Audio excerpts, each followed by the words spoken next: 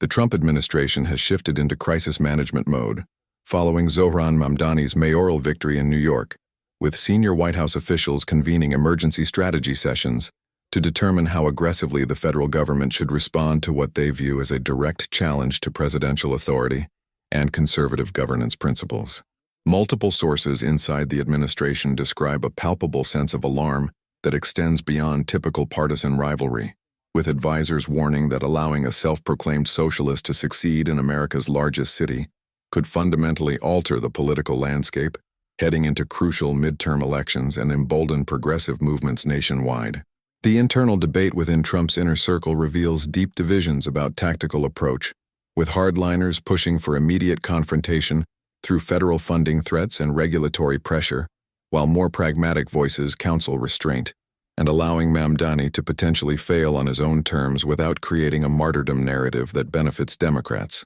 National security officials have quietly raised concerns about immigration enforcement operations in New York, becoming flashpoints for civil unrest if the new mayor follows through on promises to actively resist ICE activities, creating scenarios where federal agents might face organized municipal resistance that could escalate into constitutional crises over the limits of local versus federal authority. Trump himself has oscillated between dismissive mockery and genuine anger in private discussions about Mamdani, according to administration insiders who describe the president as personally offended by the mayor-elect's confrontational victory speech and references to him. The president's transactional approach to governance makes him particularly sensitive to perceived disrespect, and his comment that Mamdani should be very nice to me reflected not just political calculation, but genuine expectation that local officials should demonstrate deference to federal power regardless of ideological differences or electoral mandates from their own constituents.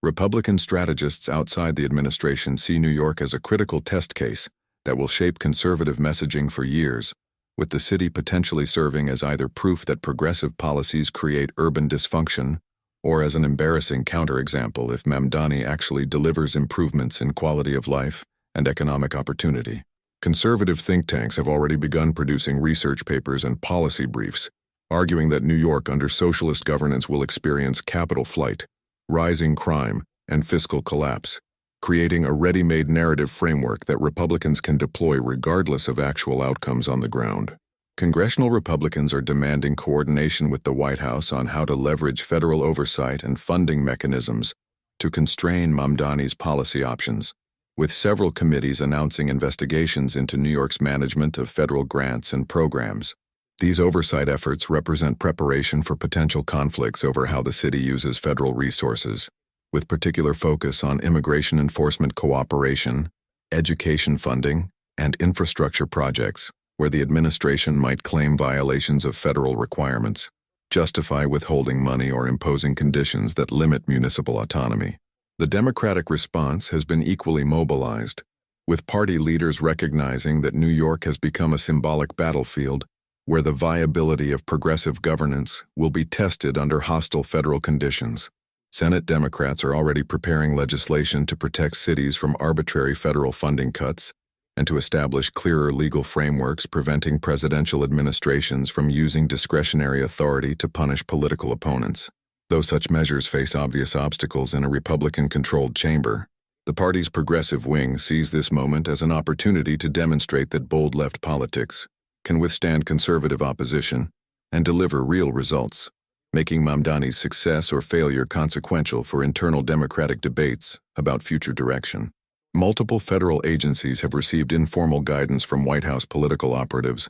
about increasing scrutiny of New York City programs and operations, with particular emphasis on immigration enforcement, federal grant compliance, and regulatory oversight that could create administrative obstacles for the incoming Mamdani administration without requiring dramatic funding cuts that might trigger immediate legal challenges. Department of Homeland Security officials describe planning for enhanced immigration enforcement operations in New York as both substantive policy implementation and deliberate political messaging designed to test whether the new mayor will actually follow through on sanctuary city commitments when confronted with aggressive federal action. The Department of Transportation has begun reviewing New York's pending applications for infrastructure funding, with what sources describe as unusual skepticism, raising technical questions and requesting additional documentation in ways that could delay project approvals and create political pressure on Mamdani to moderate his confrontational approach toward Washington.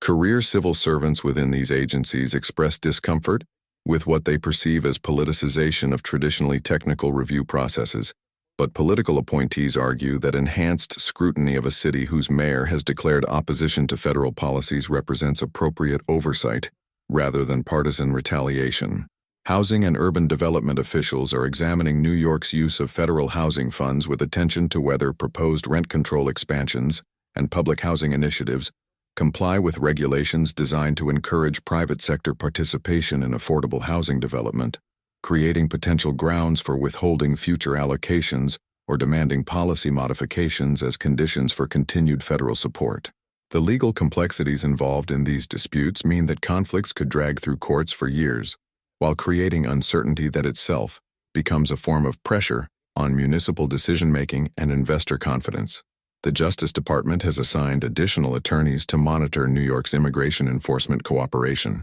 preparing potential legal action if the city actively interferes with federal operations beyond simply declining to assist ICE activities. The distinction between passive non-cooperation that courts have generally upheld as within local prerogatives and active obstruction that might constitute federal law violations represents a legal gray area that both sides expect to litigate extensively, with outcomes potentially establishing precedents affecting sanctuary jurisdictions nationwide. Environmental Protection Agency officials have received inquiries from White House political staff about New York's compliance with various federal environmental regulations, particularly regarding infrastructure projects and development approvals, creating another avenue for potential federal intervention in city operations. The layering of multiple agency oversight efforts suggests a coordinated strategy to create administrative burden and political pressure, rather than relying on any single dramatic confrontation that might galvanize opposition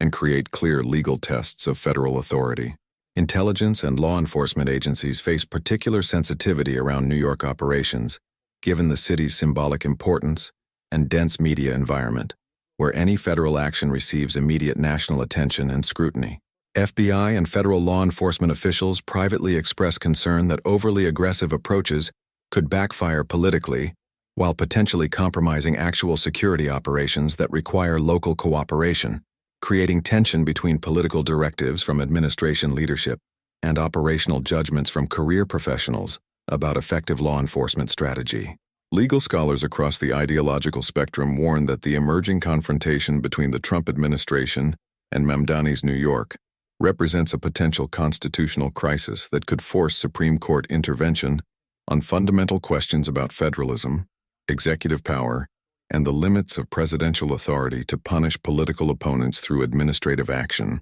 The constitutional framework governing federal-state relations was designed primarily to address conflicts between Washington and state governments rather than direct federal-municipal disputes, creating ambiguity about applicable legal standards when the president targets a specific city whose policies he opposes. The spending clause gives Congress substantial power to attach conditions to federal grants, but the extent to which a president can impose additional conditions or withhold appropriated funds without explicit congressional authorization remains contentious, with previous court decisions offering limited guidance for the specific scenario of a president seeking to pressure a newly elected mayor before he even takes office. Conservative legal theorists argue that the executive branch has broad discretion in implementing federal programs and conducting oversight, while progressive constitutional scholars contend that using this discretion to punish cities for their political choices violates principles of equal treatment and federalism that constrain arbitrary exercises of federal power.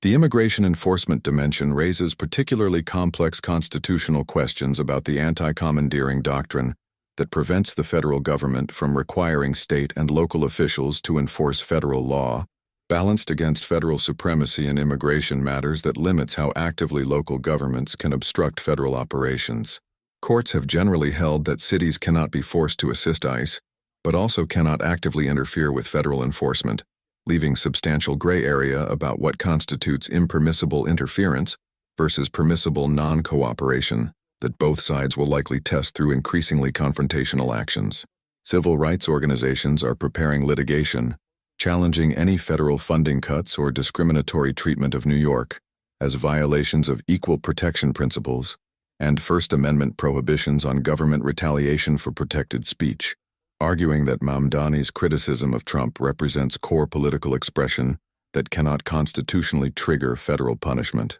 These legal theories face uncertain prospects given the current Supreme Court's general deference to executive authority and skepticism of legal claims that constrain presidential discretion, but they represent the primary avenue for checking potential federal overreach if the administration pursues aggressive retaliation. State governments are watching the New York situation with alarm as a potential precedent for federal intervention in local governance, with even Republican governors expressing private concerns about implications for federalism if the Trump administration successfully establishes that cities with policies the president dislikes can face systematic federal pressure and punishment. The traditional conservative commitment to limiting federal power and preserving state and local autonomy creates awkward tensions when applied to conflicts where the ideological valence favors federal intervention against progressive local policies, potentially fracturing the Republican coalition between principled Federalists and partisan warriors, prioritizing political victory over constitutional consistency. International observers note parallels to conflicts in other democracies between national governments and opposition-controlled cities, where such disputes often escalate into broader crises threatening democratic norms and institutional stability. The American system's particular complexity regarding federal-state-local relations creates unique dynamics, but the underlying pattern of national executives seeking to punish and constrain opposition municipalities represents a concerning trend that scholars associate with democratic backsliding when it becomes normalized rather than exceptional. Whether American institutions prove resilient enough to constrain this conflict, or whether it spirals into sustained constitutional warfare, may significantly influence broader assessments of democratic health in the United States during this polarized era.